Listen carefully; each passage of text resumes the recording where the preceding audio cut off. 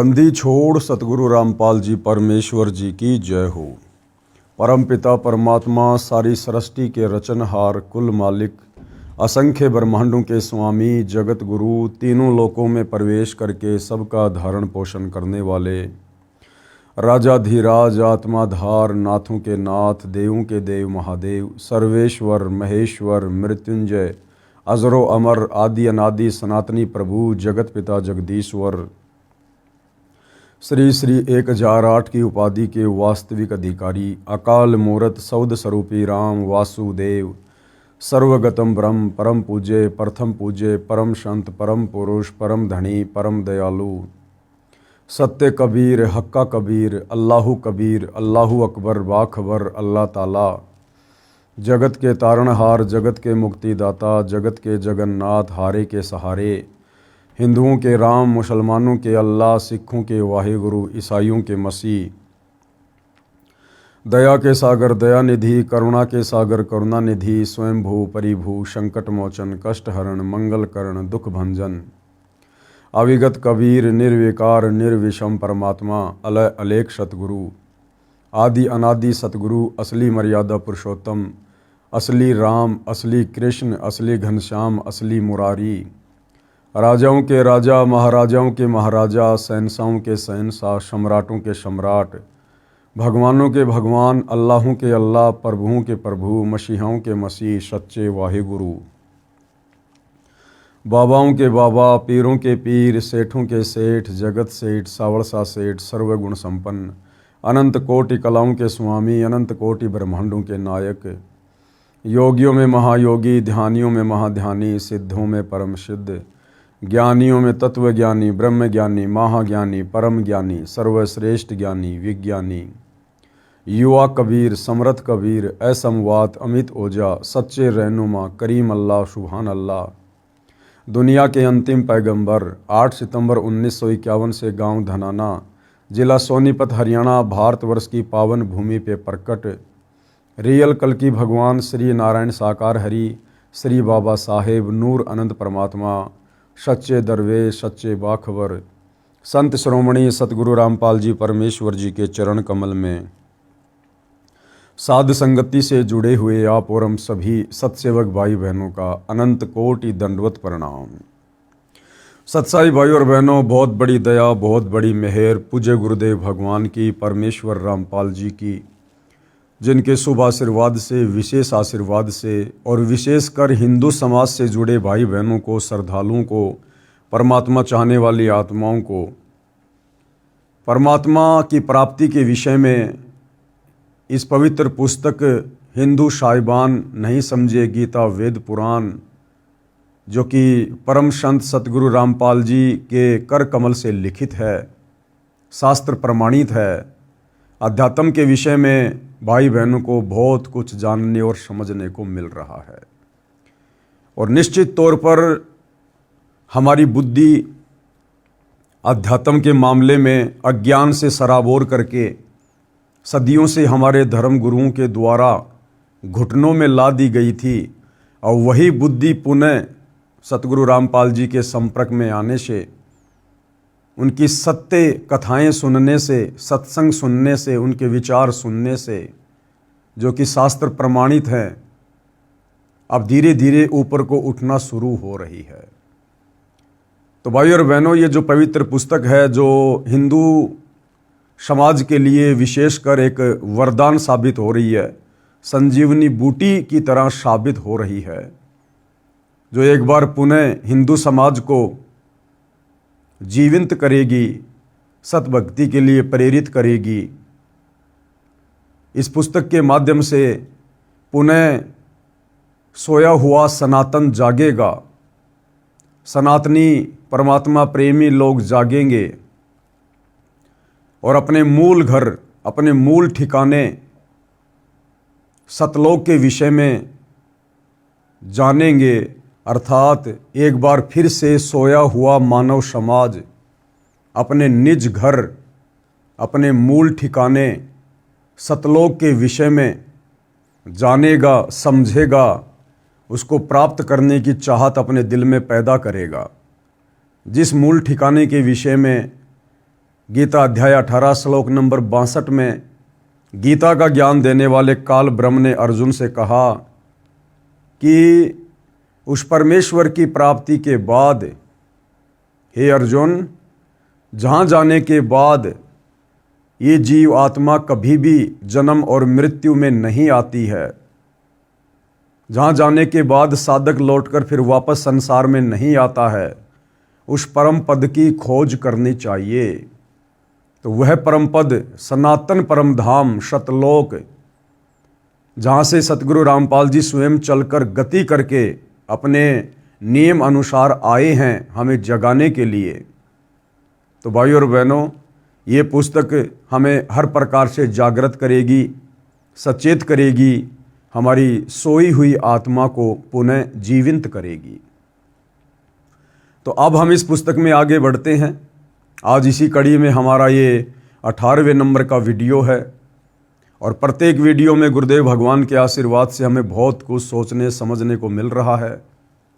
पिछले वीडियोज़ में आप जी ने देखा कि किस प्रकार से शास्त्रों से प्रमाणित करके सतगुरु रामपाल जी ने वर्तमान भक्ति मार्ग में हमारे भ्रमित धर्म गुरुओं ने जिस प्रकार से पाखंड फैला रखा है उसका प्रमाणित पर्दाफाश किया है। और विशेषकर कुछ पाखंड जैसे श्राद्ध निकालना, पितृ पूजा करना, प्रेत पूजा करना, देवी देवताओं की पूजा करना, मूर्ति पूजा करना, शिवलिंग की पूजा करना, ये वर्तमान हिंदू समाज में विशेष तौर पर इस तरह की घटिया साधनाओं का प्रचलन है। वैसे तो पूरा विश्व ही इस प्रकार की मूर्ति पूजा कर रहा है, खाली हिंदू समाज ही नहीं बल्कि पूरा का पूरा मुस्लिम समाज भी शिवलिंग की पूजा करता है। क्योंकि मक्का में जो मंदिर है, मुसलमान भाई जहाँ पर हज करने के लिए जाते हैं मस्जिद में, असल में वो मक्का महादेव का मंदिर है, वो शंकर भगवान का मंदिर है, वो जहाँ पर पूरे विश्व का मुस्लिम समाज अपनी धार्मिक आस्था के तहत जाता है। तो मक्का में भी शिवलिंग की पूजा होती है। तो भाइयों और बहनों, पूरे विश्व का मानव समाज ही भ्रमित है, क्योंकि गीता ज्ञान देने वाला प्रभु गीता अध्याय 7 श्लोक नंबर 12 से 15 में तीनों देवता ब्रह्मा विष्णु महेश की पूजा करने को भी साफ साफ मना कर रहा है। चूंकि भाइयों और बहनों, गीता कोड वर्ड में है, क्योंकि चारों वेदों का सारांश है, इसलिए गीता जी के ज़्यादातर श्लोक सांकेतिक हैं। उन्हें समझने के लिए तत्व ज्ञान की आवश्यकता पड़ती है और तत्व ज्ञान तत्वदर्शी संत की शरण में गए बिना समझ में नहीं आ सकता है। तो गीता अध्याय 7 श्लोक नंबर 12 से 15 में गीता ज्ञान देने वाला काल ब्रह्म कह रहा है कि इस त्रिगुणमयी माया के द्वारा जिनका ज्ञान हरा जा चुका है। ये त्रिगुणमयी माया क्या है? रजगुण ब्रह्मा, सतगुण विष्णु, तमोगुण शंकर जी, यही 3 देवता हैं और यही 3 गुण हैं। ये भी सतगुरु रामपाल जी ने इसी पवित्र पुस्तक में मार्कंडे पुराण से साबित कर दिया है। तो भाइयों और बहनों, अब हमने जागना होगा, क्योंकि जागने का समय आ चुका है। परमात्मा स्वयं तत्वदर्शी संत के रूप में धरती पर प्रकट हैं।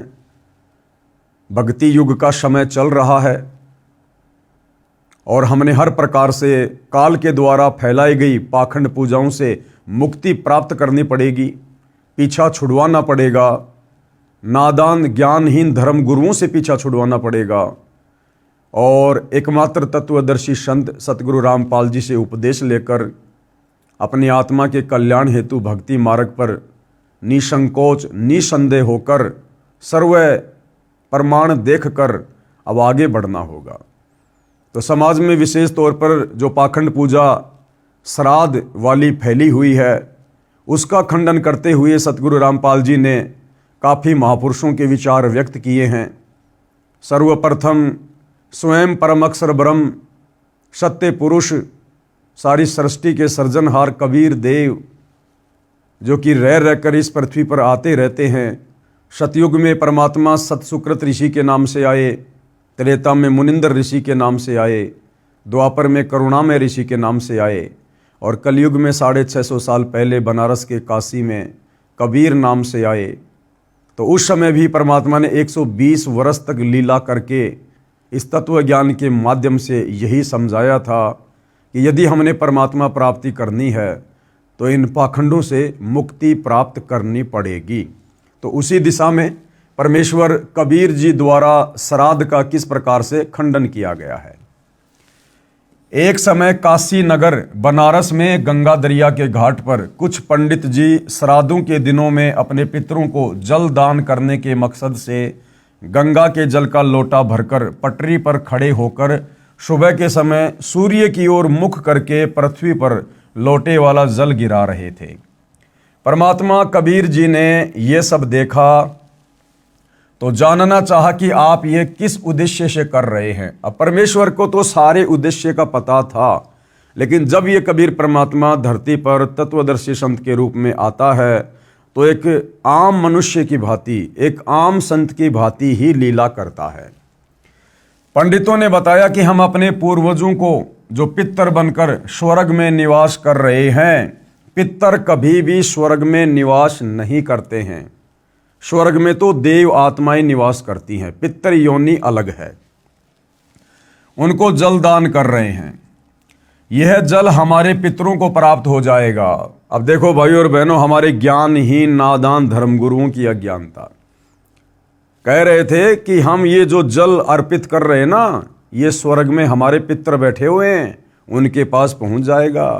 अरे नादानो, फिर वो स्वर्ग क्या जिसमें पानी का भी अभाव है, जिस स्वर्ग में जल भी नहीं मिलता तुम्हारे पूर्वजों को, फिर वो काहे का स्वर्ग है। सीधा सीधा ये क्यों नहीं कहते कि वो भूत प्रेत पितर बनकर नरक में कष्ट उठा रहे हैं। ये सुनकर परमेश्वर कबीर जी उन अंधश्रद्धा भक्ति करने वालों का अंधविश्वास समाप्त करने के लिए उसी गंगा दरिया में घुटनों पानी में खड़े होकर दोनों हाथों से गंगा दरिया का जल सूर्य की ओर पटरी पर शीघ्र शीघ्र फेंकने लगे। उनको ऐसा करता देखकर सैकड़ों पंडित तथा सैकड़ों नागरिक इकट्ठे हो गए। पंडितों ने पूछा कि हे कबीर जी, आप ये कौन सी कर्मकांड की क्रिया कर रहे हो, इससे क्या लाभ होगा? ये तो कर्मकांड में लिखा ही नहीं है।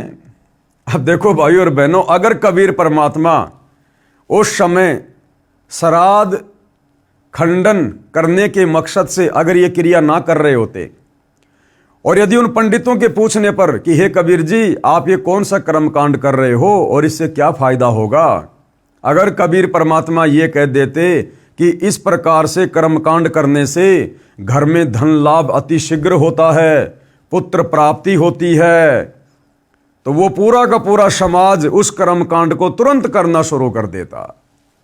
लेकिन कबीर परमेश्वर जी का मकसद उन नादानों की आंखें खोलना था।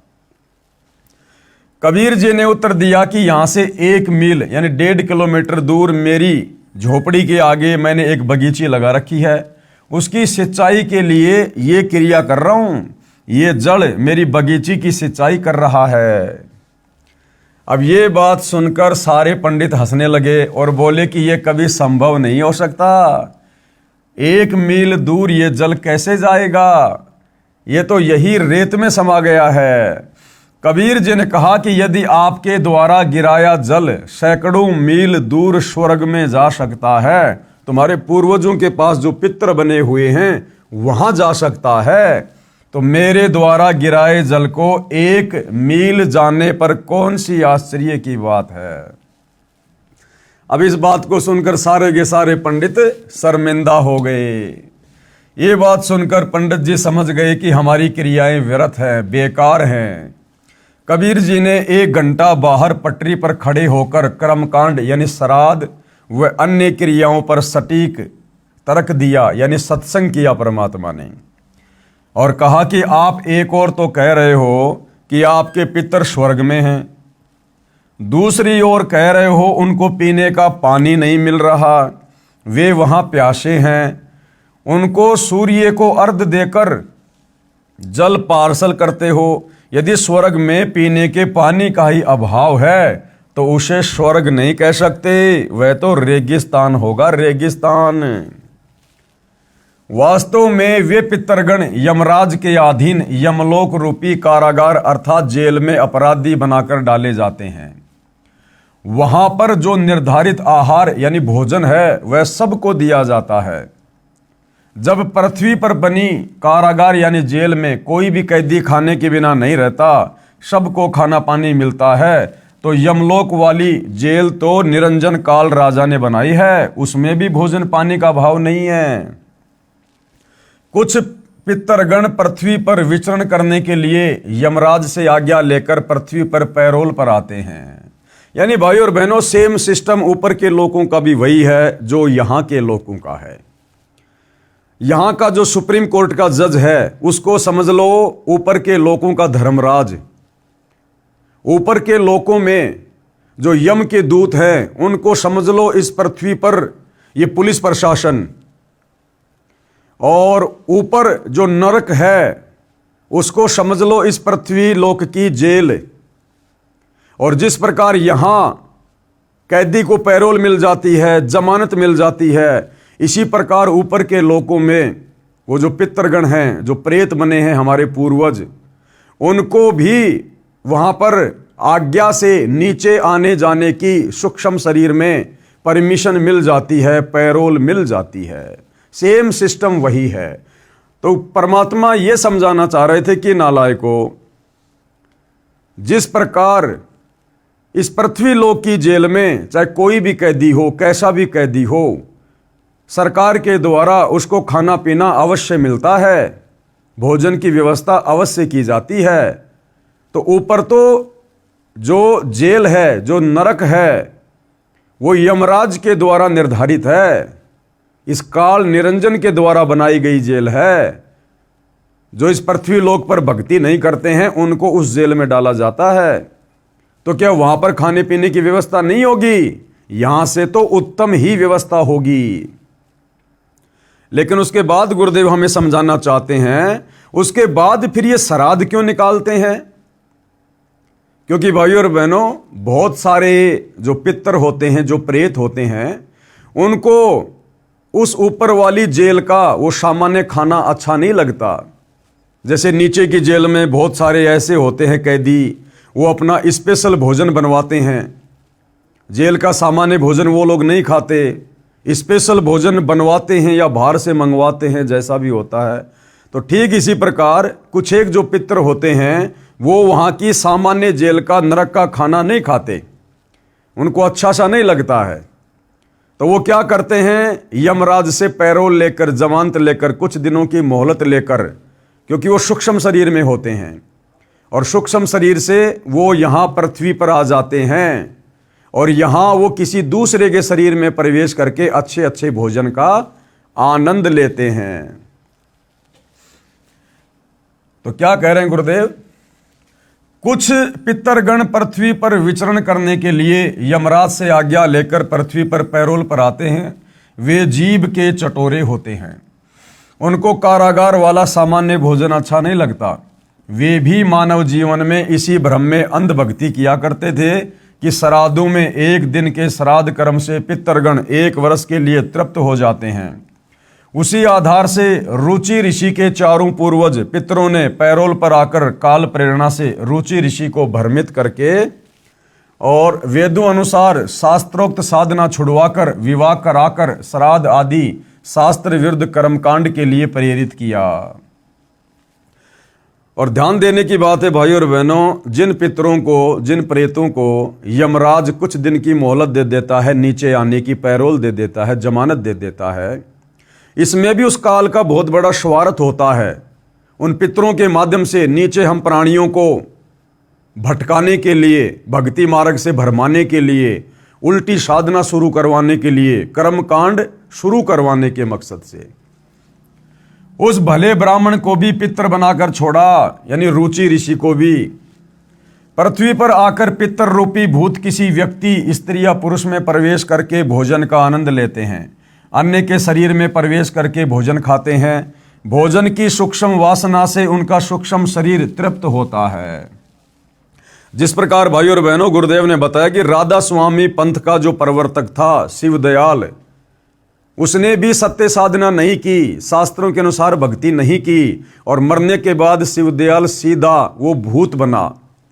और बाद में वो अपनी शिष्या बुक्की के अंदर आया करता था। उसकी शिष्या थी बुक्की, वो शिवदयाल भूत बनकर उस बुक्की के अंदर आया करता था और पहले की तरह चूरमा बनवा कर खाया करता था। उस पलंग के ऊपर बैठकर हुक्का पिया करता था, क्योंकि पहले शिवदयाल को चूरमा बहुत पसंद था और भोजन करने के बाद उस पलंग पर बैठकर हुक्का पिया करता था। उसके बाद शरीर छोड़ने के बाद जब वो भूत बन गया, मुक्ति नहीं हुई, अपनी शिष्या बुक्की के अंदर आकर चूरमा बनवा कर खाया करता था और उसी प्रकार से बुक्की के माध्यम से पलंग पर बैठकर हुक्का पिया करता था। लेकिन 1 वर्ष के लिए नहीं, यदि कोई पिता, दादा, दादी, माता आदि आदि किसी पशु के शरीर को प्राप्त हुए हैं तो उसको कैसे तृप्ति होगी? उसको 10-15 किलो चारा खाने को चाहिए। कोई श्राद्ध करने वाला गुरु पुरोहित भूखा प्यासा देखा है? आवश्यक नहीं है कि सबके माता पिता, दादा दादी आदि आदि पितर बने हों। कुछ के पशु पक्षी आदि अन्य योनियों को भी प्राप्त होते हैं, परंतु श्राद्ध सबके करवाए जाते हैं, यानी अंधश्रद्धा। इसे कहते हैं शास्त्र विधि त्याग कर मनमाना आचरण, यानी शास्त्र विरुद्ध भक्ति करना। अब इसके बाद भाइयों और बहनों, सिख धर्म के प्रवर्तक आदरणीय नानक जी ने भी श्राद्ध कर्म का खंडन किया है। क्योंकि भाइयों और बहनों, परमात्मा से प्राप्त जितने भी महापुरुष हुए हैं उन सभी का एक ही रास्ता है अध्यात्म का। उन सब के बोल वचन, उन सब के विचार आपको एक ही मिलेंगे। तो आदरणीय नानक जी को भी कबीर परमात्मा बेई नदी पर जिंदा बाबा के रूप में मिले थे। आदरणीय नानक जी की आत्मा को शरीर से निकालकर ऊपर सचखंड सतलोक में लेकर गए थे। उन्हें सर्व ब्रह्मांडों से परिचित करवाया था, सतलोक दिखाया था। उसके बाद नानक जी की आत्मा को वापस तीसरे दिन बेई नदी पर उसी शरीर में छोड़ दिया था। उसके बाद नानक जी भी परमपिता परमेश्वर कबीर साहिब जी के ज्ञान से परिचित होकर, भक्ति विधान से परिचित होकर उन्हीं की महिमा करने लगे थे और उन्हीं के विचारों को समाज में आगे बढ़ाने लगे थे। तो नानक जी भी इस पाखंड और कर्म कांड के बिल्कुल विरुद्ध थे। श्री नानक देव जी द्वारा श्राद्ध भ्रम खंडन। अन्य उदाहरण, सिख धर्म के प्रवर्तक श्री नानक देव साहिब जी की जीवनी में एक घटना ऐसी है जिसका वर्णन करता हूं, जो पवित्र पुस्तक भाई बाले वाली जन्म साखी श्री नानक देव में लिखी है, जिसकी हेडिंग आगे साखी दुनीचंद खत्री नाल होई। यानी जो भाई जो बाला था और मर्दाना था, ये नानक जी के 2 शिष्य थे। तो ये ज़्यादातर नानक जी के साथ रहा करते थे और इन्होंने नानक जी के शरीर छोड़ने के बाद में जो जो उनकी लीलाएं थी, जो जो घटनाएं घटी थी, उन्होंने अंगद देव जी के माध्यम से इसमें जन्म साखी में लिपिबद्ध करवाई थी। संक्षिप्त प्रकरण इस प्रकार है। श्री नानक जी को परमात्मा कौन? परम अक्षर ब्रह्म कबीर देव बेई नदी पर उस समय मिले थे जिस समय श्री नानक जी सुल्तानपुर शहर से सुबह के समय प्रतिदिन की तरह बेई नदी में स्नान करने के लिए गए थे। अन्य नगरवासी भी स्नान कर रहे थे। उस समय परमेश्वर कबीर जी बाबा जिंदा के वेश में आए और श्री नानक जी के साथ दरिया में स्नान करने के बहाने प्रवेश हुए। अन्य उपस्थित व्यक्ति देख रहे थे। दोनों ने दरिया में डुबकी लगाई परंतु बाहर नहीं आए। दोनों को दरिया में डूबा मान लिया गया था। परमेश्वर कबीर जी नानक जी की आत्मा को लेकर, यानी शरीर को दूर जंगल में छोड़कर अपने साथ अपने निवास स्थान सतलोक यानी सचखंड में ले गए। 3 दिन तक काल ब्रह्म के 21 ब्रह्मांडों, अक्षर पुरुष के 7 संग ब्रह्मांडों तथा अपने सतलोक के असंख्य ब्रह्मांडों की स्थिति को आंखों दिखाया, यथार्थ आध्यात्मिक ज्ञान बताया तथा यथार्थ मोक्ष मंत्र सतनाम जो 2 अक्षर का है, जिसमें एक ओम मंत्र है तथा दूसरा गुप्त है जो उपदेशी भगत को बताया जाता है, जिससे मुक्ति होना बताया। फिर एक नाम सारनाम का विशेष योगदान मानव के मोक्ष की साधना में है, उससे परिचित कराया तथा सतनाम और सारनाम को कलयुग के 5505 वर्ष बीत जाने तक गुप्त रखने की आज्ञा दी। यानी परमात्मा कबीर जी ने आदरणीय नानक जी को सारनाम दिया था, लेकिन उस समय उस सारनाम को गुप्त रखने की भी आज्ञा दी थी। श्राद्ध पिंडदान आदि कर्मकांड को व्यर्थ बताया और स्वर्ग नरक को दिखाया। तीसरे दिन श्री नानक जी की आत्मा को शरीर में प्रवेश करके अंतर्ध्यान हो गए। उसके पश्चात श्री नानक जी ने अपने 2 शिष्यों भाई बाला तथा मर्दाना को साथ लेकर प्रभु से प्राप्त यथार्थ ज्ञान व आंखों देखी ऊपर के लोकों की व्यवस्था का प्रचार करने के मकसद से देश प्रदेश में 12 वर्ष भ्रमण किया। उसी दौरान लाहौर में एक धनी व्यक्ति दुनीचंद खत्री की प्रार्थना पर उनके घर गए। उस दिन सेठ दुनीचंद खत्री ने अपने पिताजी का श्राद्ध किया था। कई ब्राह्मणों को भोजन करवाया तथा वस्त्र व हजारों रुपए दक्षिणा दी थी। श्री नानक जी ने पूछा कि हे दुनीचंद, आज किस उपलक्ष्य में इतने पकवान बनाए हैं? दुनीचंद ने बताया कि महाराज जी, आज मेरे पिताजी का श्राद्ध किया है। श्री नानक जी ने पूछा कि आपके पिताजी कहाँ है? उत्तर दुनीचंद का कि वे स्वर्गवासी हो चुके हैं। श्राद्ध करने से उनको 1 वर्ष तक स्वर्ग में भूख नहीं लगती। ये बात सुनकर श्री नानक जी ने कहा कि हे दुनीचंद, आपको आपके अज्ञानी गुरुओं ने भ्रमित कर रखा है। आपका पिताजी तो बाघ यानी शेर शरीर को प्राप्त होकर उस जंगल में एक पेड़ के नीचे भूख से व्याकुल बैठा है।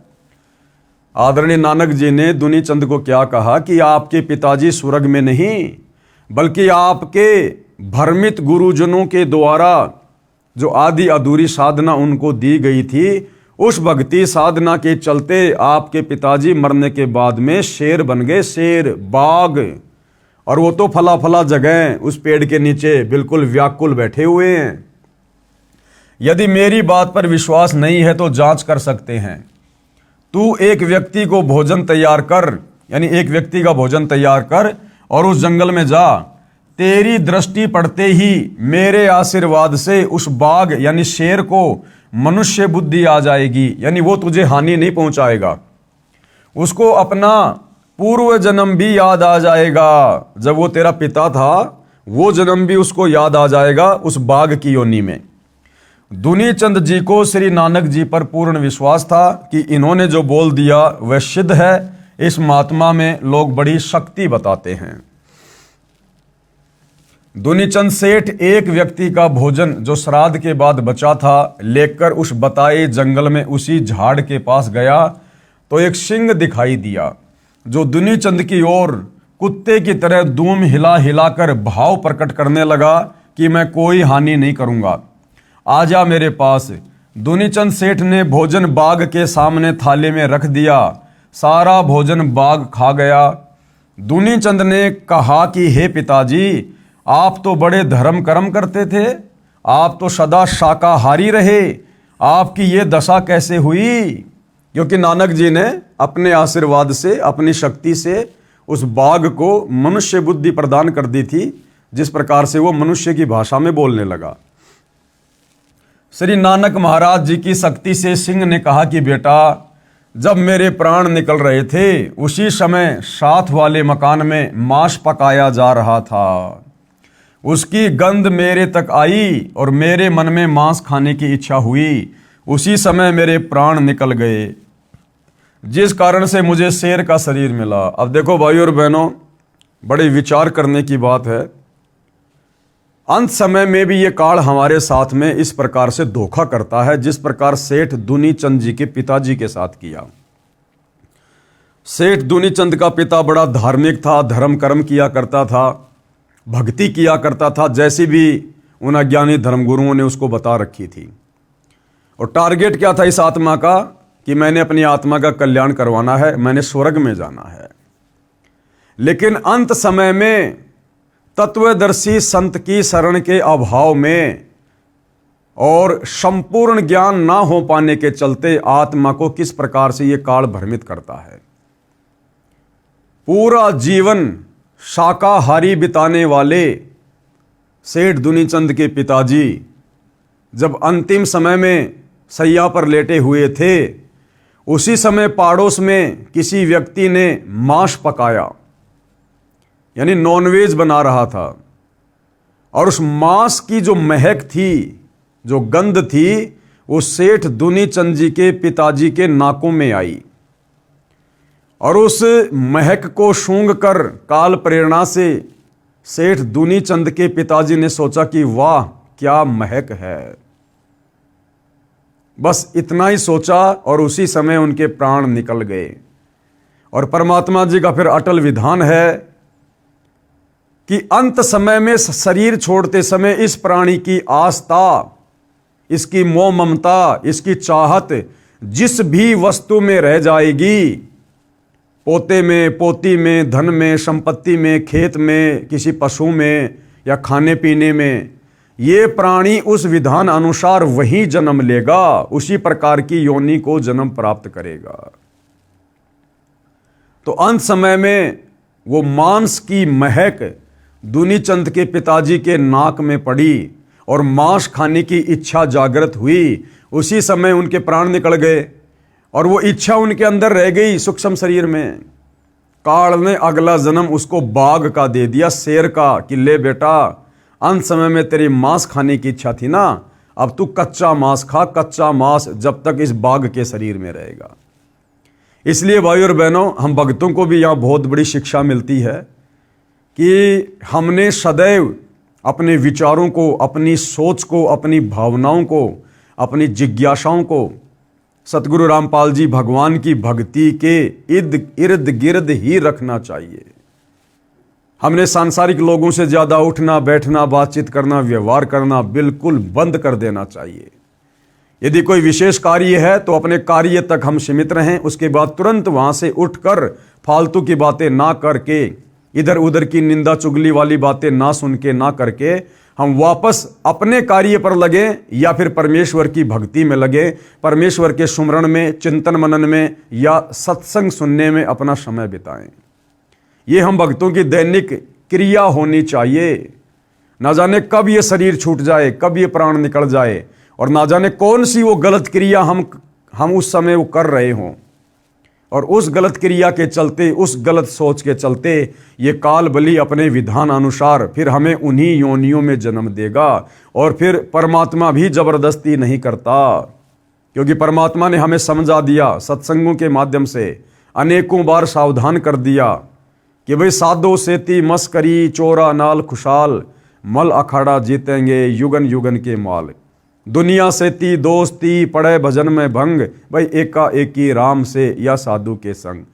तो विशेषकर हम सभी सतगुरु रामपाल जी के फॉलोअर ने अपने पूज्य गुरुदेव जी के दिशा निर्देशन में भक्ति के आसपास ही रहना है। व्यर्थ के लोगों से हमने किसी प्रकार का कोई अनावश्यक संबंध नहीं साधना है। व्यर्थ के लोग वो हैं जो तत्वदर्शी संत से उपदेश लेकर सत भक्ति नहीं करते हैं, या तत्वदर्शी संत से उपदेश लेकर भी जो अपनी उन पुरानी घटिया आदतों को नहीं छोड़ते हैं, उसी प्रकार का सांसारिक जीवन ज़्यादा जीते हैं, वो लोग भी हमारे लिए भगत होने के बावजूद व्यर्थ के लोगों की श्रेणी में आते हैं। इसलिए भाई और बहनों, आप और हमने भी बहुत सावधानी रखनी चाहिए। तो सेठ दुनीचंद जी के पिताजी ने कहा कि बेटा, अंत समय में वो मांस की महक मेरे नाक में आई तो मेरे मन में मांस खाने की इच्छा जागृत हुई। उसी समय मेरे प्राण निकल गए, जिस कारण से मुझे शेर का शरीर मिला। बेटा दुनीचंद, आप किसी पूर्ण संत से दीक्षा लेकर अपने जीव का कल्याण करा लेना। अब दुनीचंद को पता चल गया कि भैया फिर नानक जी से बड़ा पूर्ण संत कौन हो सकता है वर्तमान में, जिन्होंने अपने आशीर्वाद से शेर को मनुष्य भाषा में बुलवा दिया, मनुष्य बुद्धि प्रदान कर दी। मानव जीवन बड़ी कठिनता से मिलता है, ये कहकर शेर जंगल की ओर गहरा चला गया। दुनीचंद ने उन अज्ञानी धर्मगुरुओं को धिक्कारा जो सबको भ्रमित कर रहे थे, जिन्होंने दुनीचंद के पिताजी की भी दुर्गति करवा दी। अंत में अब विश्वास हुआ कि श्राद्ध करने से कोई लाभ मृतक को नहीं मिलता। अब दुनीचंद ने तो अपनी आंखों से देख लिया कि धर्मगुरु तो कह रहे थे कि तुम्हारे पिताजी स्वर्ग में हैं, उनको भोजन चाहिए, और नानक जी ने दिखा दिया कि तेरा पिता तो पशु योनि में, जानवर योनि में शेर बनकर भाई कष्ट उठा रहा है। तो दुनीचंद जी को पक्का यकीन हो गया कि ये श्राद्ध है, ये पाखंड है, ये पाखंड पूजा है, ये भ्रमित साधना है। घर आकर श्री नानक जी के चरणों में गिरकर अपने कल्याण के लिए यथार्थ भक्ति का ज्ञान तथा मंत्र लेकर आजीवन सुमरण किया तथा सर्व अंधविश्वास वाली साधना त्याग दी जो शास्त्रों के विरुद्ध कर रहा था और मानव जीवन सफल किया। अन्य उदाहरण बता रहे हैं परमात्मा पाखंड पूजा के विषय में, भ्रमित साधना के विषय में, जो श्राद्ध है उसके खंडन के विषय में संत गरीबदास जी द्वारा श्राद्ध भ्रम खंडन। आदरणीय गरीबदास जी, वैसे तो भाई और बहनों जब हम भक्ति मार्ग में आगे बढ़ेंगे तो हमें पता चलेगा कि नानक जी का रोल भी स्वयं कबीर परमात्मा ने ही किया था। आदरणीय गरीबदास जी का रोल भी स्वयं कबीर परमात्मा ने ही किया था, क्योंकि इनके अलावा ये तत्व ज्ञान, इस प्रकार के चमत्कार इस पृथ्वी पर कोई अन्य साधु संत महात्मा नहीं कर सकता। परंतु यहाँ पर आम व्यक्तियों को जो अभी भक्ति के नज़दीक नहीं हैं उनको समझाने की दृष्टि से परमात्मा ने इन आत्माओं को अपने से अलग करके दर्शाया है। तो आदरणीय गरीबदास जी जो गांव छुड़ानी जिला झज्जर हरियाणा से थे, इनको भी कबीर परमात्मा इसी प्रकार से मिले थे जैसे नानक जी को मिले थे, और आदरणीय गरीबदास जी की आत्मा को भी सतलोक लेकर गए थे। उन्हें भी सारे ब्रह्मांड दिखाए, सारे देवी देवताओं की स्तुति से शक्ति से परिचित करवाया, सतलोक दिखाया और वापस उन्हें पृथ्वी पर छोड़ा था। उसके बाद आदरणीय गरीबदास जी ने भी कबीर परमेश्वर जी के पद चिन्हों पर चलते हुए उसी तत्व ज्ञान का प्रचार प्रसार किया और हमारे नादान धर्म गुरुओं के द्वारा जो अंधविश्वास, जो पाखंड पूजा समाज में फैलाई जा रही है उसका विरोध किया। संत गरीबदास जी महाराज गांव छुड़ानी जिला झज्जर प्रांत हरियाणा को श्री नानक जी की तरह 10 वर्ष की आयु में सन 1727 विक्रमी संवत 1784 में नला नाम के खेत यानी जंगल में जिंदा बाबा के वेश में परम अक्षर ब्रह्म यानी कबीर जी मिले थे। उस समय छुड़ानी गांव के 10-12 व्यक्तियों ने बाबा जिंदा को देखा, बातें की, अन्य व्यक्ति अपने अपने कार्य में लग गए। बालक गरीबदास जी की आत्मा को निकालकर परमात्मा सतलोक ले गए। ऊपर के सब लोकों का अवलोकन करवाकर सर्व यथार्थ आध्यात्मिक ज्ञान बताकर लगभग 8-9 घंटे बाद वापस शरीर में प्रविष्ट कर दिया। बालक गरीबदास जी को मरा जानकर चिता पर रख दिया गया था। अग्नि लगाने वाले थे। उसी समय संत गरीबदास जी उठकर घर की ओर चल पड़े।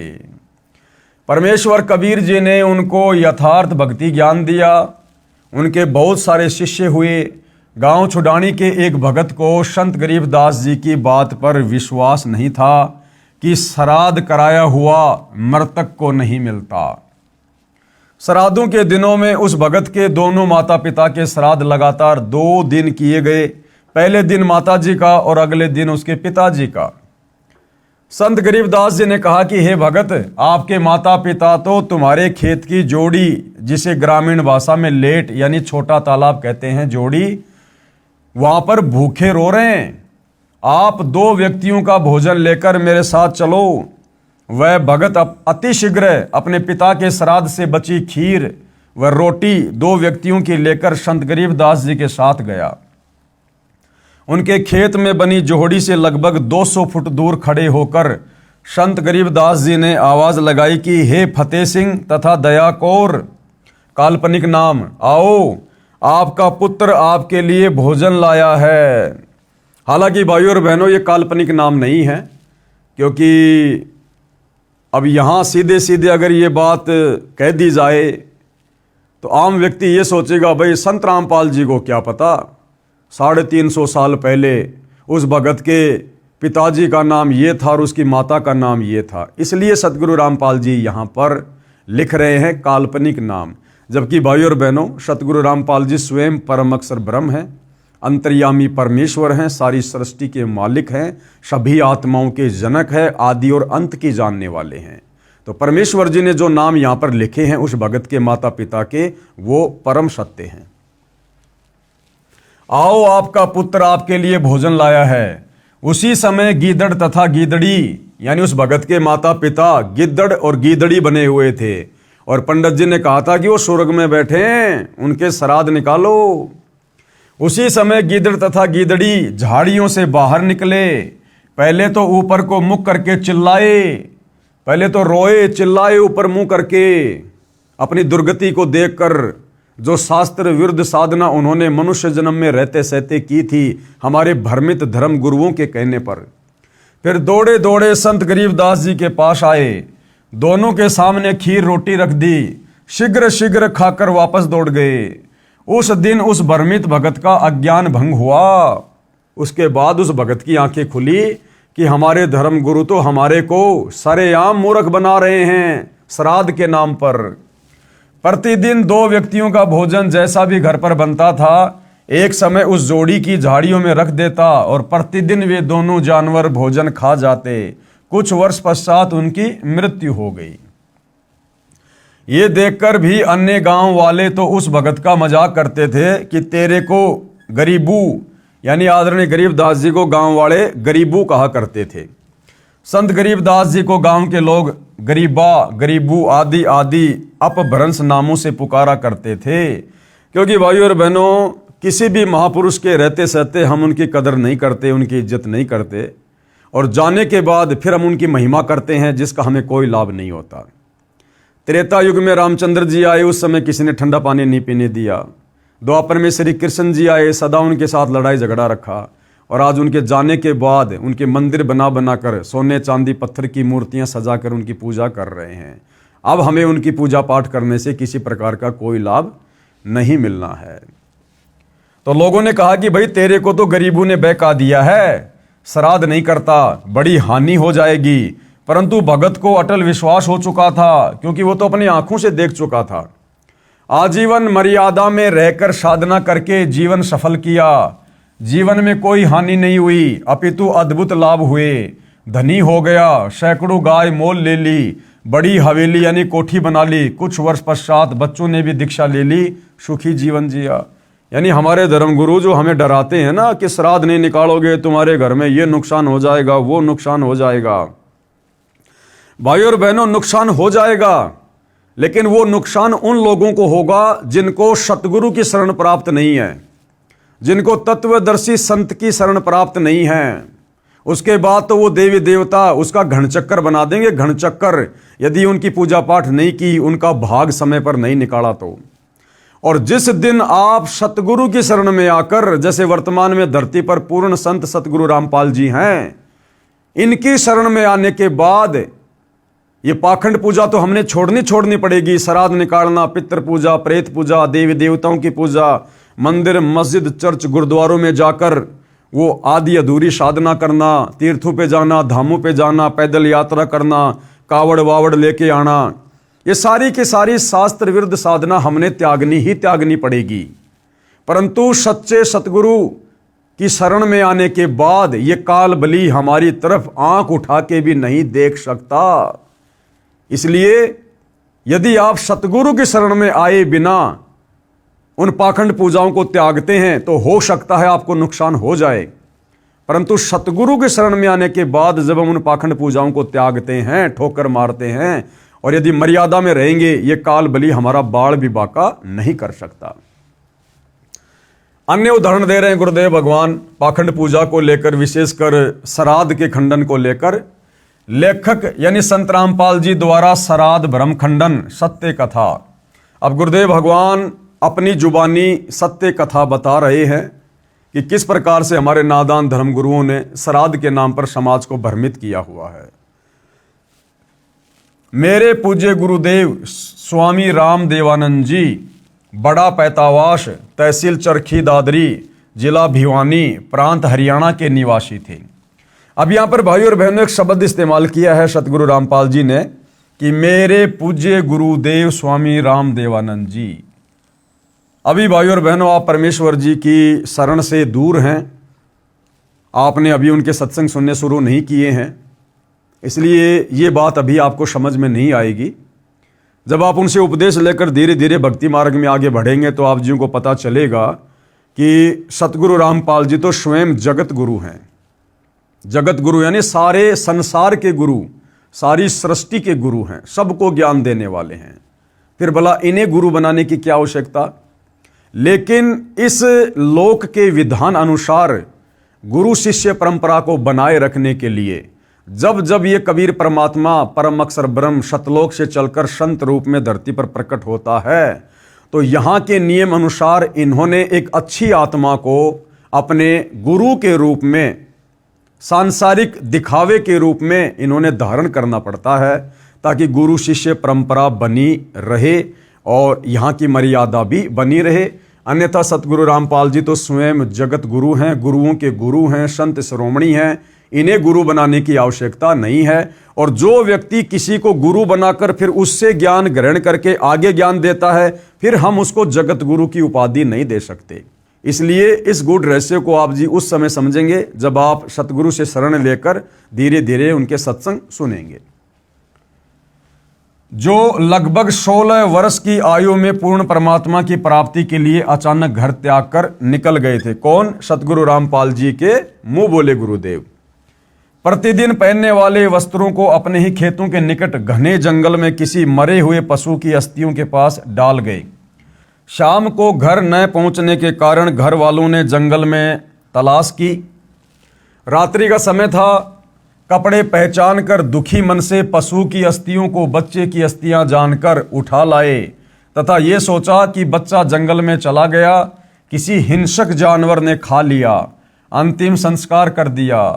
सारी क्रियाएं की, 13वीं बरसोदी आदि आदि की तथा श्राद्ध भी निकालते रहे। अब बताओ, वो महापुरुष तो जिंदा जीवित खाली घर वालों को धोखा देने की दृष्टि से, ताकि वो मेरा पीछा ना करें, मुझे खोजने की कोशिश ना करें, इसलिए अपने कपड़े निकाल कर किसी मरे हुए जानवर की हड्डियों के पास डाल गए। और पीछे से हमारे धर्म गुरुओं ने यह कहकर कि भैया इसको तो किसी हिंसक जानवर ने खा लिया, अब इसकी गति करवाओ। और उसकी 12वीं 13वीं गंगा जी में अस्थियां डालना, उसके बाद उसकी बरसोदी करना, फिर श्राद्ध निकलवाने शुरू कर दिए उस जीवित महापुरुष के। इसको कहते हैं अंधश्रद्धा भक्ति खतरा ए जान, पाखंड पूजा भ्रमित पूजा मनमाना आचरण। लगभग 104 वर्ष की आयु प्राप्त होने के उपरांत स्वामी जी अचानक अपने गांव बड़ा पैतावास जिला भिवानी तहसील चरखी दादरी हरियाणा में पहुंच गए। यानी काफी लंबे समय के बाद, लगभग 90 साल के बाद आदरणीय रामदेवानंद जी वापस अपने गांव में गए। स्वामी जी का बचपन का नाम श्री हरिद्वारी जी था तथा पवित्र ब्राह्मण कुल में जन्म था। मुझदास को पता चला, यानी सतगुरु रामपाल जी कह रहे कि जब मुझे इस बात का पता चला तो मैं भी अपने गुरु जी के दर्शनों के लिए उस गांव में पहुंच गया। स्वामी जी की भाभी जी जो लगभग 92 वर्ष की आयु की थी, मैंने उस बुढ़िया से पूछा कि हमारे गुरुजी के घर छोड़ जाने के उपरांत क्या महसूस किया। उस बुढ़िया ने बताया कि मेरा विवाह हुआ, तब मुझे बताया गया कि इनका एक भाई हरिद्वारी था जो किसी हिंसक जानवर ने जंगल में खा लिया था, उसके श्राद्ध निकाले जा रहे हैं, मुझे भी इनके श्राद्ध निकालने को कहा गया। बुढ़िया ने बताया कि 70 श्राद्ध तो मैं अपने हाथों निकाल चुकी हूं। यानी 70 साल से तो वो बुढ़िया उस जीवित महापुरुष के श्राद्ध निकाल रही थी, हमारे ज्ञानहीन धर्म गुरुओं के कहने पर। और जब कभी फसल अच्छी नहीं होती या कोई घर का सदस्य बीमार हो जाता तो अपने पुरोहित यानी गुरुजी से कारण पूछते तो वह कहा करता कि हरिद्वारी वो पितर बना हुआ है, वो तुम्हें दुखी कर रहा है, श्राद्धों के निकालने में कोई अशुद्धि रही है, यानी तुमने श्राद्ध ढंग से नहीं निकाले, तुम्हारा हरिद्वारी जो पितर बन गया ना मरने के बाद, वो दुखी कर रहा है, वो नुकसान कर रहा है। जबकि हरिद्वारी जी अर्थात आदरणीय रामदेवानंद जी तो लोगों को उपदेश देकर उनका उद्धार कर रहे थे, लेकिन हमारे भ्रमित धर्मगुरु पंडित जन ब्राह्मण क्या कहते थे कि वो नुकसान कर रहा है। अब की बार सारी क्रिया मैं स्वयं अपने हाथों से करूंगा। कौन बोला? वो गुरुजी। पहले मुझे समय नहीं मिला था क्योंकि एक ही दिन में कई कई जगह श्राद्ध क्रियाएं करने जाना पड़ा, इसलिए बच्चों को भेजा था। तब तक गुरु भेंट चढ़ाओ ताकि उसे शांत किया जाए, यानी कुछ दान दक्षिणा चढ़ाओ। तब उसे 21 या 51 रुपये जो भी कहता था डरते भेंट करते थे। फिर श्राद्धों के समय गुरुजी स्वयं श्राद्ध करते थे, तब मैंने कहा माता जी अब तो छोड़ दो इस गीता जी विरुद्ध साधना को, नहीं तो आप भी प्रेत बनोगी श्राद्ध निकालने के चलते। क्योंकि गीता अध्याय 9 श्लोक 25 सुनाया, तब वह बुढ़िया कहने लगी गीता जी तो मैं भी पढ़ती हूँ। दास ने कहा आपने पढ़ा है परंतु समझा नहीं, आगे से तो बंद कर दो इस साधना को, श्राद्ध को। बुढ़िया ने उत्तर दिया ना भाई, कैसे छोड़ दें श्राद्ध निकालना, ये तो सदियों पुरानी परंपरा है। बताओ, आंखों देखने के बाद कि तेरा देवर हरद्वारी जिंदा है, जिसको मरा हुआ जानकर इन ज्ञानहीन भ्रमित धर्म गुरुओं के कहने पर वो 70 श्राद्ध निकाल चुकी थी। और जब गुरुदेव ने उसको बताया, समझाया, गीता जी का हवाला दिया अध्याय 9 श्लोक नंबर 25 का, कि श्राद्ध निकालने वाले भूत बनेंगे, देवताओं को पूजने वाले देवताओं के पास जाएंगे, पितरों को पूजने वाले पितरों के पास जाएंगे। उसके बाद बुढ़िया कहती भाई गीता जी तो मैं भी पढ़ती हूँ, लिखा तो यही है। तो गुरुदेव ने कहा कि बुढ़िया अब तो छोड़ दे श्राद्ध निकालना, आदमी तेरे सामने जीवित है।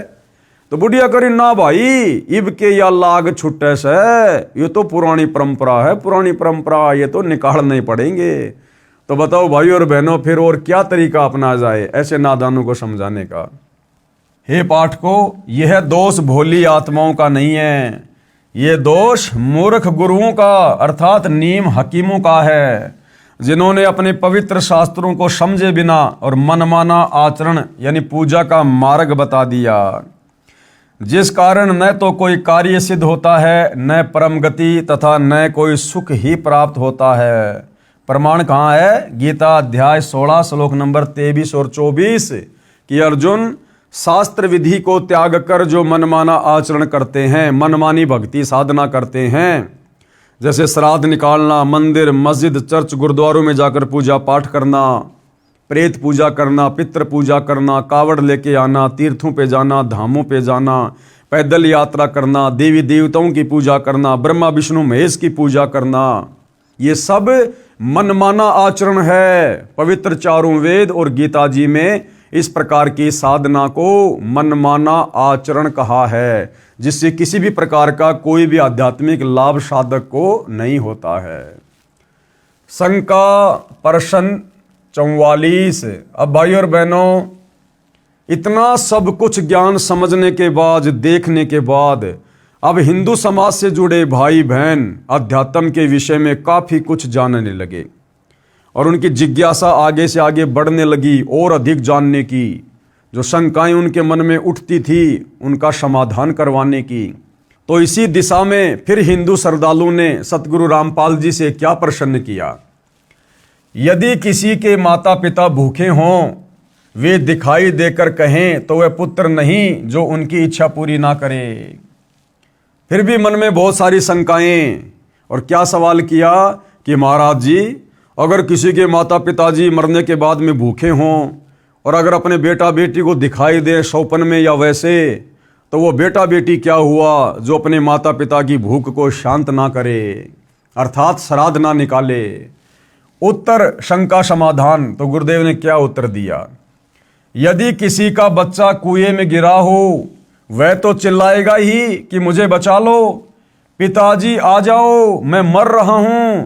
वह पिता मूर्ख होगा जो भावुक होकर कुएं में छलांग लगाकर बच्चे को बचाने की कोशिश करेगा, स्वयं भी डूबकर मर जाएगा और बच्चे को भी नहीं बचा पाएगा।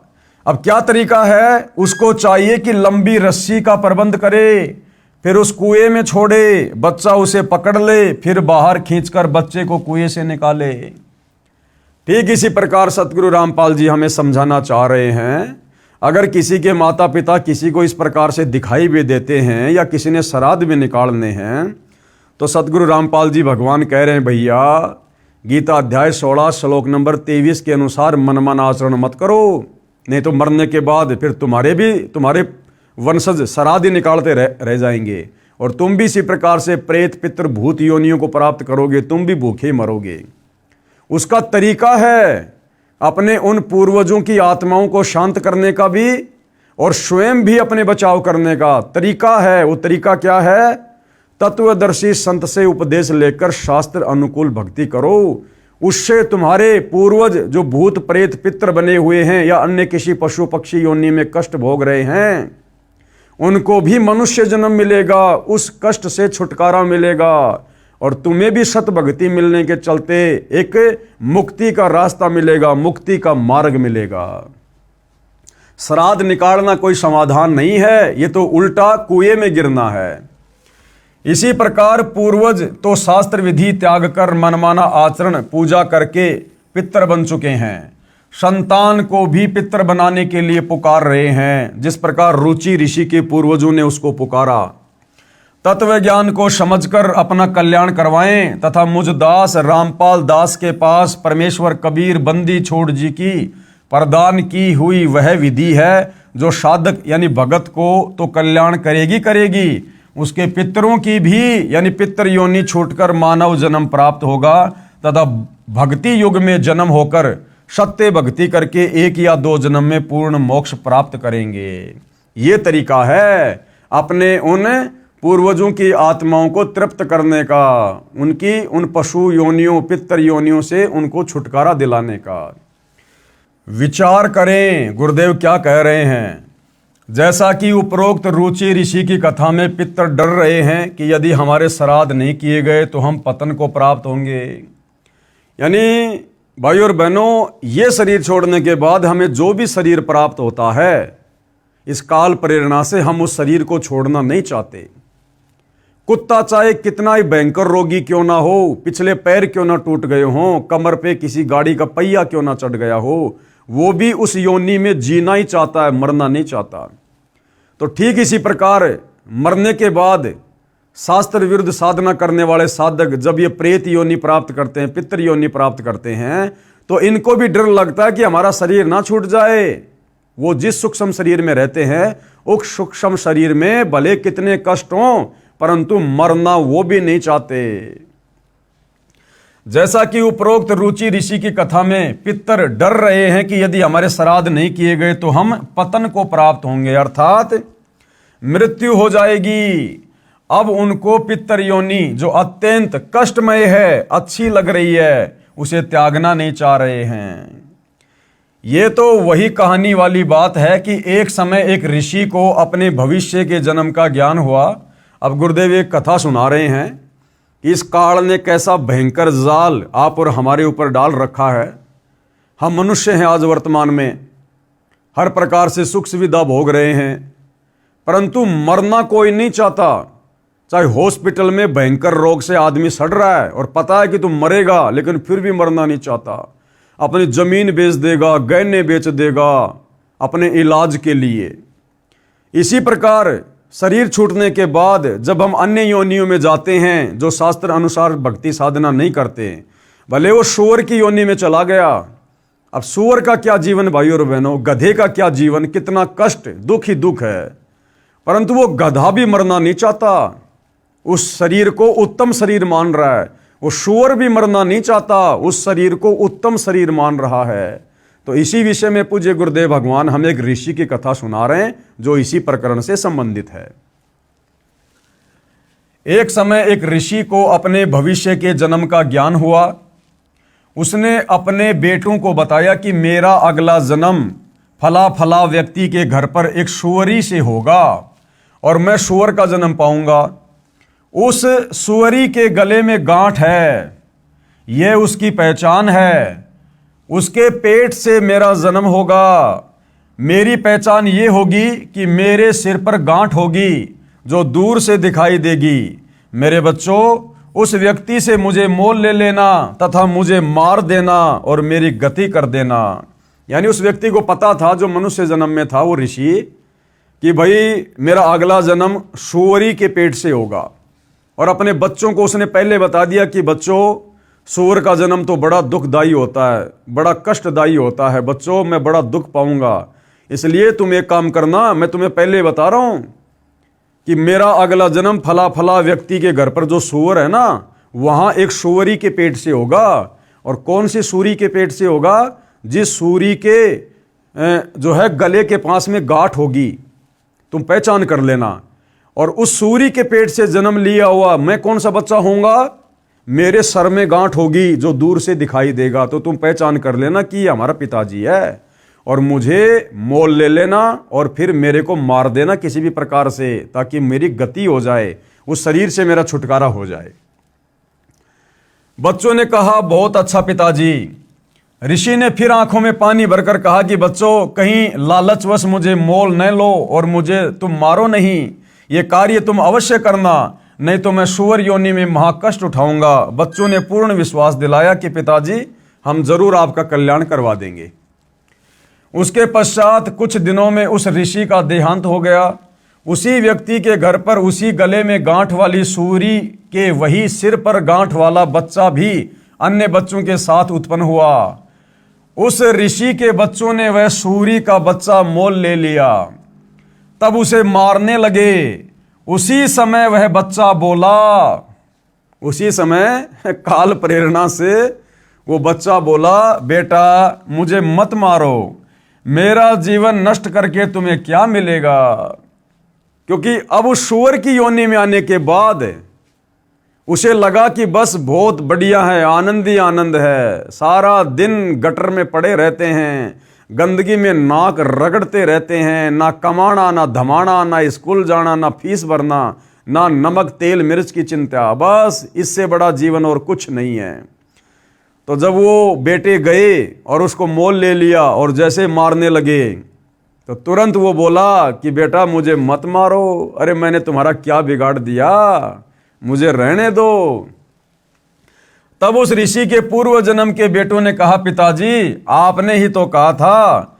तब वह सूअर के बच्चे रूप में ऋषि बोला कि मैं आपके सामने हाथ जोड़ता हूं, मुझे मत मारो। मेरे भाइयों यानी अन्य सूअर के बच्चों के साथ मेरा दिल लग रहा है, मुझे बख्श दो। बच्चों ने वह बच्चा छोड़ दिया और मारा नहीं। इसी प्रकार ये जीव जिस भी योनि में उत्पन्न हो जाता है उसे त्यागना नहीं चाहता, जबकि यह शरीर एक दिन सभी का जाएगा। इसलिए भावुकता में न बहकर थोड़ा विवेक से कार्य करना चाहिए। ये दास रामपाल दास जो साधना बताएगा उसे आम के आम और गुटलियों के दाम भी मिलेंगे। यानी आत्मा का कल्याण तो होगा ही होगा। हमें यहां भी जब तक जिएंगे सर्व लाभ होंगे, सर्व सुख होंगे। इसी विष्णु पुराण में तीसरे अंश के अध्याय 15 श्लोक 55 से 56 पर 213 पर लिखा है कि और वो ऋषि शगर राजा को बता रहा है। क्या बता रहा है? हे राजन, श्राद्ध करने वाले पुरुष से पितरगण विश्वदेवगण आदि सभी संतुष्ट हो जाते हैं। हे भूपाल, पितरगण का आधार चंद्रमा है और चंद्रमा का आधार योग, योग यानी शास्त्र अनुकूल भक्ति है। इसलिए श्राद्ध में, अब देखो विष्णु पुराण क्या बता रहा हमारे को, श्राद्ध निकालने की क्या विधि बता रहा है। इसलिए श्राद्ध में योगी यानी तत्व ज्ञान अनुसार शास्त्र विधि अनुसार साधक जन को अवश्य बुलाएं। यदि श्राद्ध में 1000 ब्राह्मण भोजन कर रहे हों, कौन से ब्राह्मण? जो शास्त्रों को त्याग कर भ्रमित साधना करते हैं, उस प्रकार के 1000 ब्राह्मण अगर श्राद्ध में बैठकर भोजन कर रहे हों, उनके सामने एक योगी यानी एक भगत। कौन सा भगत? जो तत्वदर्शी संत से उपदेश लेकर शास्त्रों के अनुसार भक्ति कर रहा हो। उनके सामने एक योगी शास्त्र अनुकूल साधक भी हो तो वह उन 1000 ब्राह्मणों का भी उद्धार कर देता है तथा यजमान का भी उद्धार कर देता है। पितरों का उद्धार का अर्थ है कि पितरों की योनि छूटकर मानव शरीर मिलेगा। यजमान तथा ब्राह्मणों के उद्धार से तात्पर्य यह है कि उनको सत्य साधना का उपदेश करके मोक्ष का अधिकारी बनाएगा। अब भाई और बहनों, आप और हमें देखो घर बैठे कितना बड़ा लाभ मिल रहा है सतगुरु की शरण में आने के बाद। अब हम भगत भाई बहनों ने कोई श्राद्ध नहीं निकालने, ना हम निकालते, ना हम कोई शास्त्र विरुद्ध पाखंड पूजा करते, ना कोई कर्मकांड करते और करवाते, ना सहयोग देते, क्योंकि सहयोग देना भी परमात्मा का दोषी कहलाता है। अब भाई और बहनों, जो विष्णु पुराण में श्राद्ध निकालने की उत्तम व्यवस्था जो लिखी हुई है कि भाई अगर शास्त्र अनुकूल भक्ति करने वाला एक व्यक्ति और शास्त्र विरुद्ध साधना करने वाले 1000 ब्राह्मणों के सामने बैठा दिया जाए तो शास्त्र अनुकूल साधना करने वाला एक योगी, एक भगत, उन 1000 ब्राह्मणों का भी, और साथ में श्राद्ध निकालने वाले उस व्यक्ति का भी, और साथ में जिसके लिए वो श्राद्ध निकाल रहा है अपने पूर्वजों के लिए, जो प्रेत पित्र बने हुए, उन सब का उद्धार हो जाता है। अब आप और हमारा किस प्रकार से हो रहा है? हम सतगुरु रामपाल जी के सत्संग सुनने के लिए जब वे आश्रम में होते हैं, हम आश्रम में जाते हैं। आश्रम में जाकर हम क्या करते हैं? भक्ति विधान अनुसार 10वां अंश दान करते हैं। कुछ दान धर्म के रूप में पैसा गुरुदेव भगवान को समर्पित करते हैं। फिर हमारे उस दान धर्म से वहां आश्रम में आने वाले हजारों भगत भाई बहन जो शास्त्र अनुकूल साधना कर रहे होते हैं, वो सब भोजन भंडारा खाते हैं। यानी भाइयों और बहनों, विष्णु पुराण में तो लिखा कि यदि एक भगत भी, एक योगी जो शास्त्रों के अनुसार साधना करता है, सच्चे तत्वदर्शी संत से उपदेश लेकर उसके भोजन करने से तुम्हारे पितरों का और तुम्हारा भी उद्धार हो जाता है।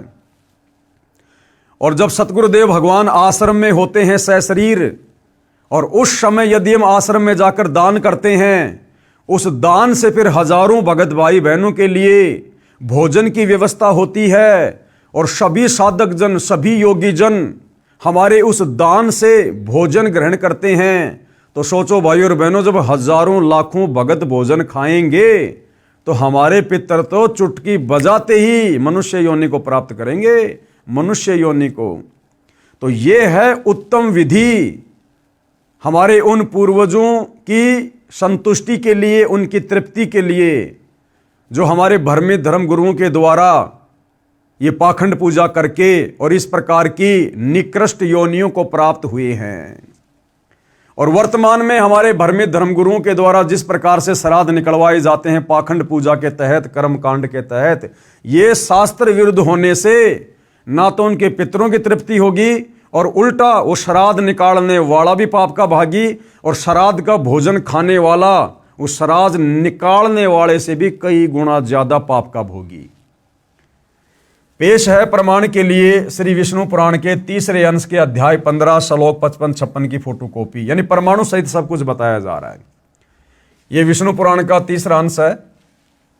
हे भूपाल, यानी हे पृथ्वी के राजा, पितृगण का आधार चंद्रमा है और चंद्रमा का आधार योग है, यानी शास्त्र अनुकूल भक्ति है। इसलिए श्राद्ध में योगी जनों को नियुक्त करना अति उत्तम है, यानी शास्त्र अनुकूल सत भक्ति कर रहे भगत को नियुक्त करना, उसको बुलाना अति उत्तम है। हे राजन, यदि श्राद्ध भोजी 1000 ब्राह्मणों के सम्मुख एक योगी भी हो, यानी एक सच्चा भगत भी हो, तो वह यजमान सहित उन सब का उद्धार कर देता है। अब सतगुरु रामपाल जी सबसे बड़े योगी हैं, हालांकि परमेश्वर हैं, परमात्मा हैं, लेकिन इस विधि अनुसार हम सोचे विचार करें तो सतगुरु रामपाल जी वर्तमान में धरती पर सबसे बड़े योगी हैं जो शास्त्र अनुकूल सत भक्ति कर रहे हैं। तो ऐसे में उनकी शरण ग्रहण करके उनसे उपदेश लेकर जब हम उनके रहते सहते आश्रम में जाएंगे, दान धर्म करेंगे, तो वहाँ हजारों भगत भाई बहन आएंगे, वो भी भोजन करेंगे, और सतगुरु रामपाल जी भी उसी भंडारे से भोजन करते हैं। तो सतगुरु रामपाल जी को भोग लगने के बाद उस भगत के जो पूर्वज होते हैं, जो अंध भक्ति करके आज भूत प्रेत पित्र बने हुए हैं, पशु पक्षी योनियों में कष्ट उठा रहे हैं, उन सब को तुरंत मनुष्य जन्म मिलेगा और सतगुरु रामपाल जी उन्हें भी अपनी शरण में लेंगे।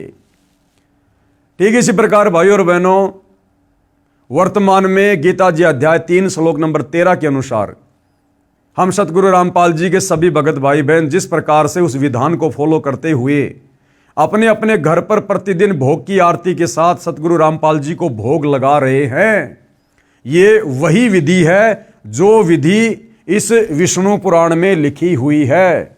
यह हमारे घर पर जो भगत भाई बहन आते हैं और हम श्रद्धा के साथ उनको भोजन पानी करवाते हैं, भंडारा करवाते हैं, ये वही विधि है जो विधि यहाँ पर लिखी हुई है। लेकिन हमारा मकसद, हमारा टारगेट विशेष हमारे पूर्वजों की मुक्ति करवाने का नहीं होना चाहिए। हमने मन में विचार भी नहीं करना चाहिए, वो तो ऑटोमेटिक होगा ही होगा। हम ना सोचेंगे तो भी इस विधि से भक्ति करने के कारण हमारे पूर्वजों का कल्याण होगा ही होगा। योगी की परिभाषा, अब गुरुदेव समझा रहे कि योगी यानी भगत क्या होता है, भगत की क्या परिभाषा है। गीता अध्याय 2 श्लोक नंबर 53 में कहा है कि हे अर्जुन, जिस समय आपकी बुद्धि भिन्न भिन्न प्रकार के भ्रमित करने वाले ज्ञान से हटकर एक तत्व ज्ञान पर स्थिर हो जाएगी, तब तू योगी बनेगा। अर्थात तत्वदर्शी संत से सत्संग सुनने के बाद जब हमारा मन, हमारी बुद्धि, हमारा चित्त इस बात को दृढ़ता के साथ में स्वीकार कर लेगा कि सतगुरु रामपाल जी जो शास्त्र अनुकूल प्रमाणित सत भक्ति बता रहे हैं, इस भक्ति के अलावा संसार में दूसरा कोई भक्ति मार्ग नहीं है और सतगुरु रामपाल जी के अलावा आत्मा का कल्याण करवाने वाला परम संत दूसरा कोई धरती पर नहीं है।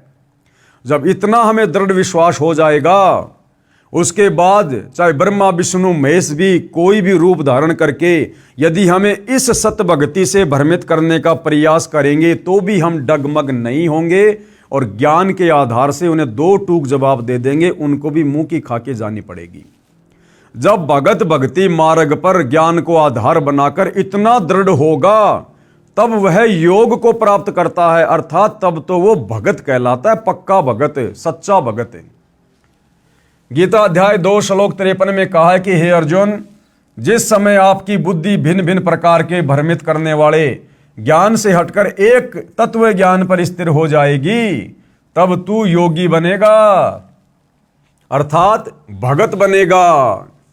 अब बहुत सारे भगत क्या करते हैं, सतगुरु रामपाल जी से उपदेश भी ले लिया, ज्ञान को अच्छे से समझा नहीं, सत्संग ध्यान से सुने नहीं, कुछ दिनों बाद यूट्यूब पर देखेंगे फला फला बाबा प्रवचन कर रहा है, सतगुरु रामपाल जी की निंदा चुगली कर रहा है, उनके शास्त्र प्रमाणित सत्संगों में मीन मेख निकाल रहा है, और वो नादान भगत जो सतगुरु रामपाल जी से उपदेश भी ले चुका है लेकिन अपने कमजोर संस्कार के कारण, अपनी ज्ञानहीनता के कारण, सत्संग ज़्यादा ना सुन पाने के कारण और उस काल के दूत की बातों में आ जाता है, जो काल का दूत स्पेशल इसी पंथ में सतगुरु रामपाल जी की संगत को भ्रमित करने के लिए माया मोह नाम के उस व्यक्ति की तरह काल के द्वारा भेजा गया होता है। और यदि वो भगत उसकी मीठी मीठी बातों को सुनकर, क्योंकि कबीर परमात्मा अपनी वाणी में कहते हैं कि भाई बीजक की बाता कहे और बीजक नाही हाथ, और पृथ्वी डुबोवन उतरे ये कर कर मीठी बात। तो वो नादान भगत भ्रमित हो जाता है कि कहीं सतगुरु रामपाल जी से अच्छा ज्ञान, उत्तम ज्ञान, श्रेष्ठ ज्ञान कहीं इस बाबा के पास ना हो। क्यों? क्योंकि उसने ज्ञान को अच्छे से आधार नहीं बनाया। इसलिए परमात्मा कहते हैं भाई ज्ञान संपूर्ण हुआ नहीं, हृदय नहीं छिदाए, और देखा देखी भक्ति का रंग नहीं ठहराए। तो इस प्रकार का जो भगत होता है वो सतगुरु से उपदेश लेने के बाद भी डगमग वाली स्थिति में रहता है, जिसको योगी नहीं कह सकते, जिसको रियल में भगत की संज्ञा, योगी की संज्ञा नहीं दी जा सकती है। अर्थात योग को प्राप्त होगा। भावार्थ है कि तत्व ज्ञान आधार से साधना करने वाला ही मोक्ष का अधिकारी बनता है। उसी में नाम साधना भक्ति का धन होता है, वह राम नाम की कमाई का धनी होता है। इसलिए यह दास यानी सतगुरु रामपाल जी कह रहे हैं कि आपको वह शास्त्र अनुकूल साधना प्रदान करेगा जिससे आप योगी यानी सत्य साधक हो जाओगे, आपका कल्याण तथा आपके पितरों का भी कल्याण हो जाएगा। जैसा कि विष्णु पुराण तीसरे अंश अध्याय 15 श्लोक 13 से 17 पेज नंबर 210 पर लिखा है कि देवताओं के निमित्त श्राद्ध पूजा में अयुग्म संज्ञा 3, 5, 7, 9 की संज्ञा में ब्राह्मणों को एक साथ भोजन कराएं तथा उनका मुंह पूर्व दिशा की ओर बैठाकर भोजन कराएं तथा पितरों के लिए श्राद्ध पूजा करने के समय युग्म संज्ञा 2, 4, 6, 8 यानी इतनी संख्या में ब्राह्मणों को बुलाकर और किसी का मुंह उत्तर दिशा में तो किसी का मुंह पूर्व दिशा में करके उनको भोजन करवाना चाहिए, जिससे उनके पूर्वजों की, पितरों की तृप्ति हो जाती है। अर्थात ये भी कोई समाधान नहीं है भाइयों और बहनों, ये शास्त्र अनुकूल साधना का हिस्सा नहीं है। विचार करने की बात है कि इसी विष्णु पुराण इसी तीसरे अंश के अध्याय 15 में श्लोक 55-56 पृष्ठ 213 पर यह भी तो लिखा है कि एक योगी यानी शास्त्र अनुकूल सत्य साधना करने वाला भगत अकेला ही पितरों तथा 1000 ब्राह्मणों तथा यजमान सहित सबका उद्धार कर देगा। फिर ये इस प्रकार की बकवाद क्यों लिख दी गई है कि 3, 5, 7, 9 इस प्रकार की संख्या में ब्राह्मणों को बैठा कर पूर्व दिशा में मुंह कर उनको भोजन करवाना चाहिए। तो ये जो है भाई और बहनों, ये इन ऋषि मुनियों का अपना अनुभव है, ये इन ऋषि मुनियों की मनमानी सोच है, इनका अपना अनुभव है, जिसे सर्व लाभ प्राप्त हो जाएगा। कबीर परमेश्वर जी ने कहा है कि भाई एक कै साधे सब सदै, सब साधे सब जाए, और माली सींचे मूल को फले फूले अघाए। अरे जो एक है, जो सर्वश्रेष्ठ है, जो सर्वोत्तम है, उत्तम पुरुष है, क्यों ना उस एक को ही साध लिया जाए, उस एक को ही इष्ट मानकर और उसकी पूजा की जाए, उसकी भक्ति की जाए, जिससे हमारा सर्व कल्याण होगा। एक कै साधे सब सदें, हमने फिर और किसी की पूजा करने की जरूरत नहीं है, अलग से कोई कर्मकांड पाखंड करने की जरूरत नहीं है। जिस दिन हम तत्वदर्शी संत से उपदेश लेकर एक परमपिता परमेश्वर परम अक्षर ब्रह्म कबीर देव की यथार्थ भक्ति पूजा शुरू कर देंगे। ये दास रामपाल दास भी धार्मिक अनुष्ठान श्रद्धा से पूजा करता और कराता है, जिससे करने से साधक पितृभूत नहीं बनता, अपितु पूर्ण मोक्ष प्राप्त करता है। तथा जो पूर्वज गलत साधना शास्त्र विधि त्याग कर मनमाना आचरण अर्थात पूजा करके पितृभूत बने हैं, उनका भी छुटकारा हो जाता है। यही प्रमाण इसी विष्णु पुराण पेज 209 पर इसी तीसरे अंश के अध्याय 14 श्लोक 20 से 31 में भी लिखा है कि जिसके पास श्राद्ध करने के लिए धन नहीं है तो वह ये कहे कि हे पितृगणों, आप मेरी भक्ति से तृप्ति लाभ प्राप्त करें, क्योंकि मेरे पास श्राद्ध करने के लिए वित्त यानी धन नहीं है। हालांकि ये विधि भी उत्तम विधि नहीं है, शास्त्र प्रमाणित विधि नहीं है। हम अपनी भक्ति क्यों नष्ट करें, क्यों बर्बाद करें? भाई और बहनों, जिस प्रकार मैं रोड से जा रहा हूं गाड़ी लेकर, आगे मैंने देखा एक व्यक्ति गाड़ी के साथ रोड पर खड़ा हुआ है। पूछने पे पता चला कि भैया मेरा तो टायर पंचर हो गया। अब मैं क्या करूंगा, मुझे क्या करना चाहिए? अगर मैं पागल आदमी हूं, मूर्ख आदमी हूं, तो मैं क्या करूंगा कि भैया मेरी गाड़ी के टायर से हवा निकालकर अपनी गाड़ी के टायर में डाल ले। अब ऐसा करने से ना तो मेरी गाड़ी ठीक चलेगी, ना उसकी गाड़ी ठीक चलेगी। अब समझदारी क्या होगी? मैं उस व्यक्ति को सलाह दूं कि भैया देख, यहां से थोड़ी दूर आगे और गाड़ियों में हवा डालने वाले की दुकान है, और उससे जितनी मर्जी हवा डलवा ले, उसके पास हवा की कोई कमी नहीं है, और तेरी गाड़ी फिर अच्छे से चलेगी। तो ये तो है उत्तम विधि, सर्वश्रेष्ठ विधि। और अपनी गाड़ी के टायर से हवा निकाल के उसकी गाड़ी के टायर में डालना, यह है मूर्खता। तो इसी प्रकार विष्णु पुराण में जो लिखा हुआ है कि भाई जिसके पास में धन नहीं है और उसने यदि श्राद्ध निकालने हैं, तो अपने उन पितरों से ये प्रार्थना करे कि हे पितृगणों, मेरे पास में श्राद्ध निकालने के लिए धन नहीं है, इसलिए मैं अपनी भक्ति कमाई का कुछ अंश आपको संकल्प करता हूं। तो नुकसान तो हो गया उसका। अरे भक्ति कमाई से तो सब कुछ मिलता है, यहां पर सब कुछ चलता है, पाप और पुण्य से तो ये संसार चल रहा है। और वो भक्ति कमाई जो हम बड़ी मुश्किल से जोड़ पाते हैं, उसको हम बांट रहे हैं, तो ये तो मूर्खता है, मूर्खता।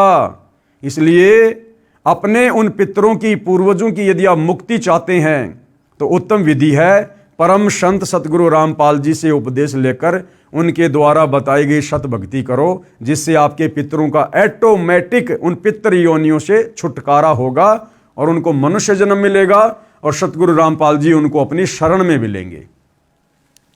कृपया पाठक जन विचार करें कि जब भक्ति मंत्र जाप की कमाई से पितृ तृप्त हो जाते हैं, तो फिर अन्य कर्मकांड की क्या आवश्यकता?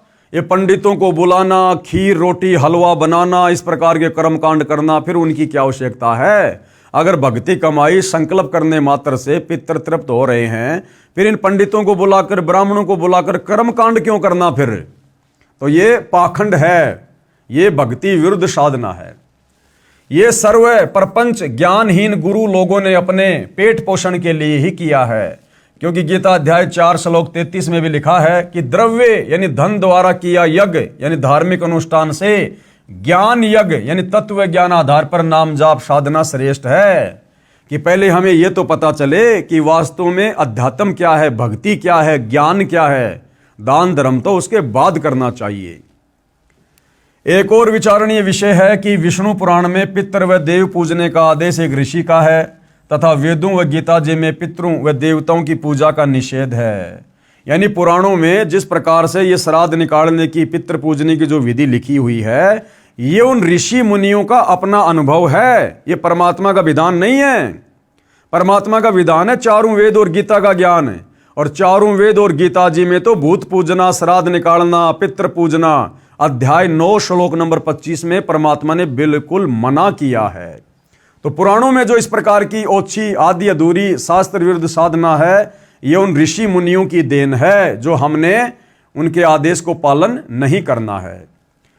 जो आदेश काल ब्रह्म, काल रूपी ब्रह्म भगवान का है, यदि पुराणों के अनुसार साधना करते हैं तो प्रभु के आदेश की अवहेलना होती है, जिस कारण से साधक दंड का भागी होता है, यानी मरने के बाद उसकी भी फिर ऐसे ही दुर्गति होती है। श्राद्ध करने की श्रेष्ठ विधि अब सतगुरु रामपाल जी भगवान समझा रहे हैं कि यदि वास्तव में आपने अपने पितरों की मुक्ति करवानी है तो उसकी श्रेष्ठ विधि क्या है। श्री विष्णु पुराण के तीसरे अंश में अध्याय 15 श्लोक 55-56 पृष्ठ 153 पर लिखा है कि श्राद्ध के भोज में, यानी श्राद्ध के समय जो भोजन बनाया जाता है, यदि एक योगी यानी शास्त्रोक्त साधक को भोजन करवाया जाए तो श्राद्ध भोज में आए हजारों ब्राह्मणों तथा यजमान के पूरे परिवार सहित सभी पितरों का उद्धार कर देता है।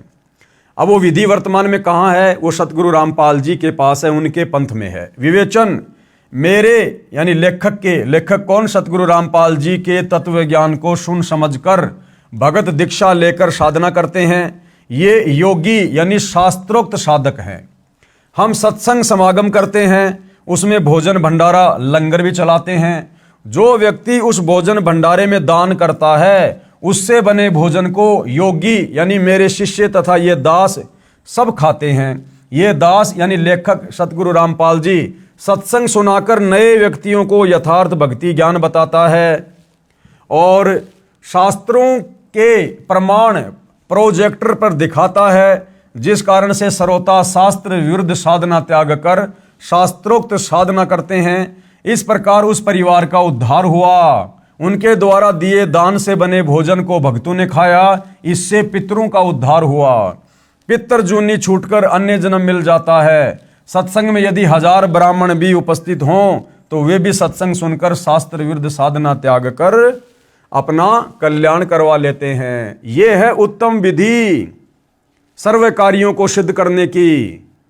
ये है वो वाणी, एक साधे सब सदे, सब साधे सब जाए, और माली सींचे मूल कूं फले फुले अघाए। जैसे आप जी ने पहले पढ़ा कि कबीर जी ने गंगा के तट पर ब्राह्मणों को ज्ञान देकर उनकी शास्त्र विरुद्ध साधना को गलत सिद्ध करके सत्य साधना के लिए प्रेरित किया। उन ब्राह्मणों ने सतगुरु कबीर जी से दीक्षा लेकर अपना कल्याण करवाया। अन्य साधना जो शास्त्रों के विरुद्ध थी त्याग दी और सुखी हुए। तो ठीक इसी प्रकार वर्तमान में भी मानव समाज ने सतगुरु रामपाल जी की बातों को, उनके सत्संगों को, उनके द्वारा लिखी पुस्तकों को गहनता से पढ़कर, सोचकर, समझकर, चिंतन मनन करके अपनी आत्मा के कल्याण हेतु और अपने पूर्वजों की आत्मा के कल्याण हेतु इस सतभक्ति को शीघ्रातिशीघ्र अपना लेना चाहिए।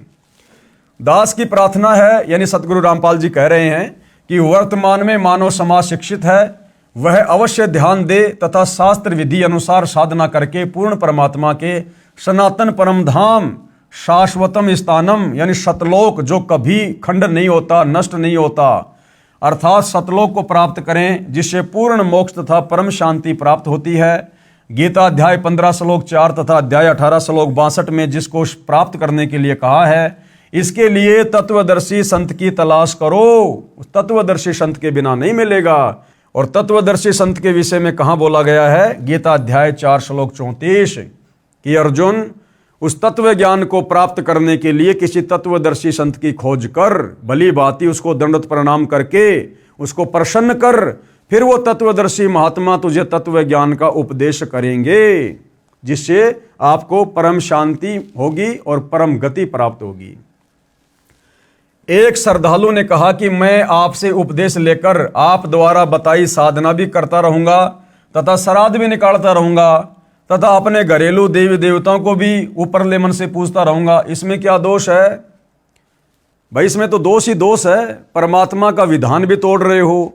यानी राजा ने विधान बना दिया कि जो व्यक्ति चोरी करेगा उसको फला फला दंड मिलेगा, और जो व्यक्ति सरकारी नौकरी करेगा उसको ये तनख्वाह मिलेगी।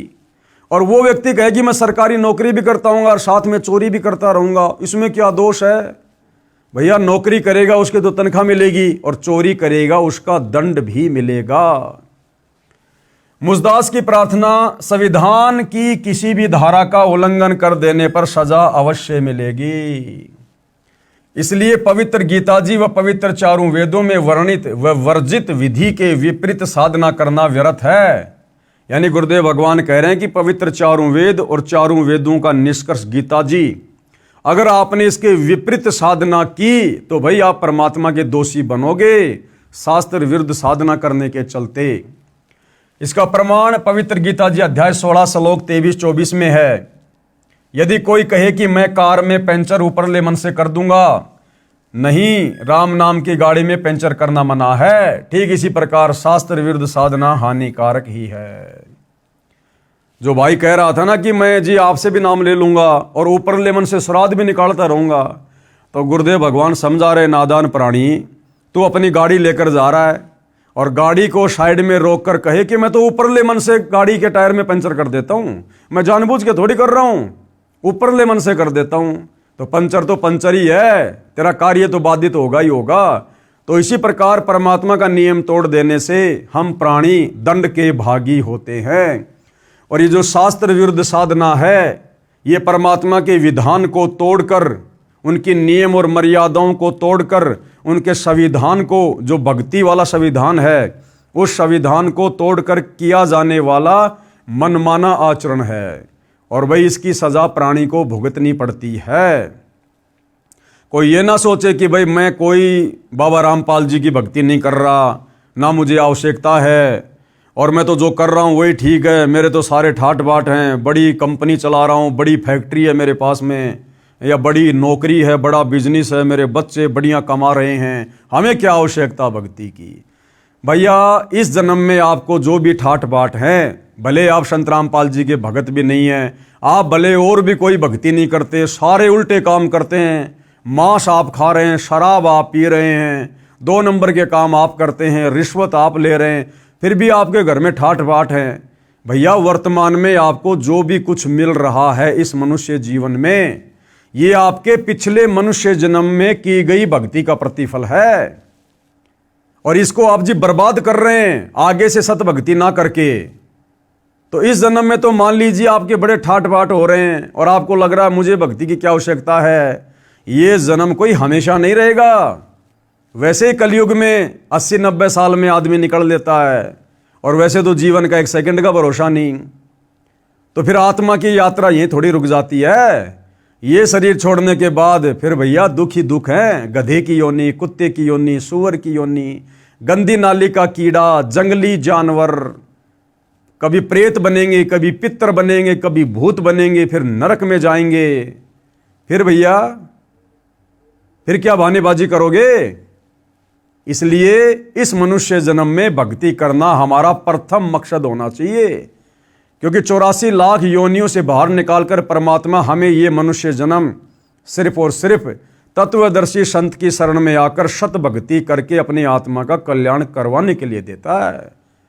बाकी इस जीवन में जैसा भी है, बेटा बेटी मिलना, कार कोठी मिलना, सुख या दुख मिलना, ये सब कुछ पहले से परमात्मा के द्वारा निर्धारित होता है। तो भाई इन बातों से, इन भ्रमणाओं से थोड़ा बाहर निकलो, और इन भ्रमणाओं से बाहर निकला जाएगा सतगुरु रामपाल जी के सत्संग सुन के, उनके प्रवचन सुनकर। दूसरा कोई तरीका धरती पर नहीं है। तो परम संत धरती पर आए हुए हैं, अति शीघ्र पहले उनके ज्ञान को समझो। और अब तो भगवान ने हमें विज्ञान दे दी, आधुनिक उपकरण दे दिए, सबकी जेब में मोबाइल डाल दिए। 30, 40, 50 साल पहले नहीं थी ये सुविधा। ये इस भक्ति युग में हमसे भक्ति करवाने के लिए परमात्मा ने विज्ञान दी है। तो हमने परमात्मा के द्वारा दिए गए इन उपकरणों का लाभ उठाना चाहिए। मोबाइल में फालतू के वीडियो वाडियो ना देखकर परमात्मा की चर्चा सुननी चाहिए, सतगुरु रामपाल जी के सत्संग सुनने चाहिए। और हमने अतिशीघ्र उपदेश लेकर आत्मा का कल्याण करवाना चाहिए। अन्यथा भैया आगे चलकर फिर दुख ही दुख हैं, कष्ट ही कष्ट हैं। इस वर्तमान जीवन का कोई भी रिश्तेदार, इस वर्तमान जीवन में जोड़ी गई संपत्ति आपके अगले जन्म में बिल्कुल भी काम नहीं आएगी। आपको कोई जानेगा भी नहीं, पहचानेगा भी नहीं। आप कहां जाओगे, किस योनि में जाओगे, किस देश में जन्म प्राप्त करोगे, आपका ये वर्तमान परिवार, वर्तमान की संपत्ति, वर्तमान के रिश्तेदार, वर्तमान की जान पहचान, वर्तमान की चौधर, वर्तमान की महिमा, ये यहीं खाक हो जाएगी, मिट्टी में मिल जाएगी। ये तुम्हारे वर्तमान परिवार वाले तुम्हारे मरने के बाद में तुम्हें साल भर में बड़ी मुश्किल से जब तुम्हारे श्राद्ध आएंगे उस दिन याद करेंगे, घंटा 2 घंटा, कि आज हमारे दादाजी के श्राद्ध हैं। अरे खुद को देख लो भाई, आज आप अपने दादा परदादा को जो मर चुके हैं, आप खुद उनको कितना याद करते हो। साल 2 साल में कभी याद आ गए तो आ गए, तो हमें कौन याद करेगा। फिर काहे की महिमा, काहे की चौधर। हम तो कहीं गधे बन के कुम्हार के नीचे डंडे खा रहे होंगे, पीछे से हमारे घर वाले हमारे श्राद्ध निकाल रहे होंगे, हमारे धर्मगुरु अपनी रोजी रोटी का धंधा चला रहे होंगे, और वो जीव कहीं दुर्गति।